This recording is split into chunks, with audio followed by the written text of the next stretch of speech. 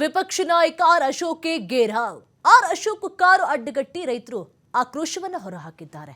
SIR ಬಗ್ಗೆ ಬಿಟ್ಟು ಬರದ ಬಗ್ಗೆ ಪರಿಶೀಲನೆ ಮಾಡಿ, ಕೇಂದ್ರಕ್ಕೂ ಬರದ ಬಗ್ಗೆ ಮಾಹಿತಿಯನ್ನ ನೀಡಿ ಪರಿಹಾರವನ್ನ ಒದಗಿಸಿ. ಆರ್ ಅಶೋಕ್ಗೆ ರಾಜ್ಯ ಕಬ್ಬು ಬೆಳೆಗಾರರ ಸಂಘ ಒತ್ತಾಯವನ್ನ ಮಾಡಿದೆ. ಅವರ ಕಾರನ್ನ ಅಡ್ಡಗಟ್ಟಿ ಆಕ್ರೋಶವನ್ನ ಹೊರಹಾಕಿದ್ದಾರೆ. ಬರೀ ಎಸ್ಐಆರ್ ಬರದ ಬಗ್ಗೆನೂ ಸ್ವಲ್ಪ ಯೋಚನೆ ಮಾಡಿ, ಅದ್ರ ಬಗ್ಗೆನೂ ಸ್ವಲ್ಪ ಪರಿಶೀಲನೆ ಮಾಡಿ, ಕೇಂದ್ರಕ್ಕೂ ಬರದ ಬಗ್ಗೆ ಮಾಹಿತಿಯನ್ನ ಕೊಡಿ. ಅವರಿಗೆ ಎಷ್ಟು ಮಾಹಿತಿ ಹೋಗಿದ್ಯೋ ಬಿಟ್ಟಿದ್ಯೋ ಗೊತ್ತಿಲ್ಲ. ರೈತರಂತೂ ಸಂಕಷ್ಟದಲ್ಲಿದ್ದಾರೆ. ಬರೀ ಎಸ್ಐಆರ್ ಅಂತ ನೋಡೋದಕ್ಕೆ ಹೋಗಬೇಡಿ. ರೈತರಿಗೆ ನಾನಾ ಸಮಸ್ಯೆಗಳಾಗ್ತಾ ಇದೆ. ಬರದಿಂದ ಸಾಕಷ್ಟು ರೈತರು ನೊಂದು ಬೆಂದು ಹೋಗಿಬಿಟ್ಟಿದ್ದಾರೆ. ಏನಾದರೂ ಪರಿಹಾರವನ್ನು ಕೊಡಿ. ಸಾಲ ಮನ್ನಾ ಮಾಡ್ತಿರೋ ಮಾಡಿ, ಏನಾದರೂ ಸ್ವಲ್ಪ ಸಹಾಯವನ್ನು ಮಾಡಿ. ಕೇಂದ್ರಕ್ಕೂ ಸಹ ಬರದ ಬಗ್ಗೆ ಮಾಹಿತಿಯನ್ನು ನೀಡಿ ಪರಿಹಾರವನ್ನು ಒದಗಿಸಿ ಅಂತ ಹೇಳಿ ಆರ್ ಅಶೋಕ್ಗೆ ರಾಜ್ಯ ಕಬ್ಬು ಬೆಳೆಗಾರರ ಸಂಘ ಒತ್ತಾಯವನ್ನು ಮಾಡಿದೆ.